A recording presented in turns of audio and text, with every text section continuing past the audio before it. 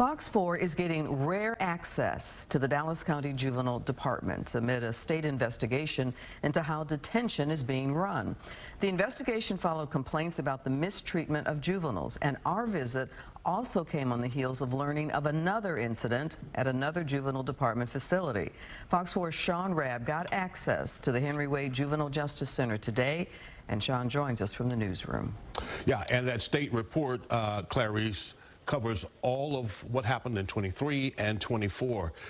That incident last month at the Medlock Treatment Center where a staffer assaulted a resident. Now, current director Lynn Hadnot says he'll approach that incident and that facility the same way he's working to turn around the detention center that had been the focus of complaints from residents, parents, community that brought that state investigation.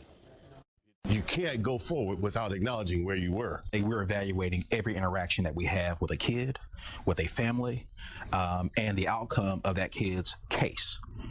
We're measuring success one situation and decision at a time.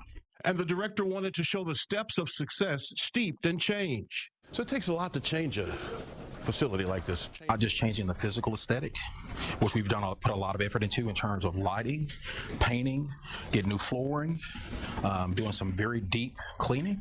Cleaning that included operational problems cited by the state.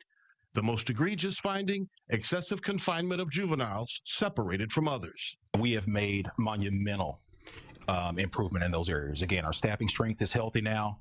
Our kids are receiving the robust programming they're supposed to, not being locked in their rooms. And we've also moved away from the traditional punitive responses for egregious behaviors when we have kids who are having a difficult time, like our RSP program, which is resident support programs, as opposed to just putting kids behind the door to serve a consequence. The center had been lacking in state education requirements. Because we just simply didn't have enough staff to execute that safely. A change that's proven successful, moving from 8-hour shifts to 12. That has really significantly increased our staffing strength. We are now able to provide education in the most normalized setting possible. Has there been a decline in, I'm going to call it complaints or calls from families about what is or isn't happening with their loved ones?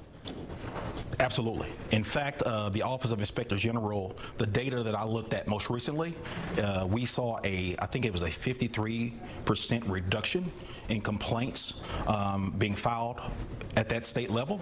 But not only that, again, we have metrics that bear out that we're performing much better. But new concerns about an incident at the Lyle B. Medlock Treatment Center last month, where a resident was attacked by a juvenile service officer who was arrested, fired, and will face prosecution. Obviously, anytime you have questionable incidents or things that occur, it requires a swift response and the appropriate attention, and I can assure you we will be doing that. Where are we right now, sir?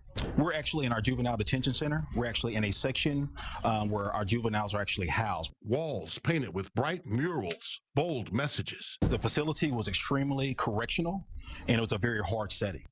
Images designed to help kids in trouble believe they can do and be better. When you show a genuine interest in them and can sow seed of hope, it makes a huge difference. That at the end of the day, there is a brighter tomorrow. That hope is not lost.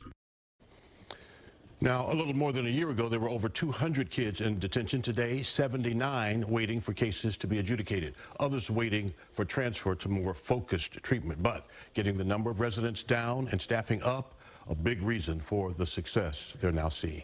Sean, thanks for that inside look. Thank you.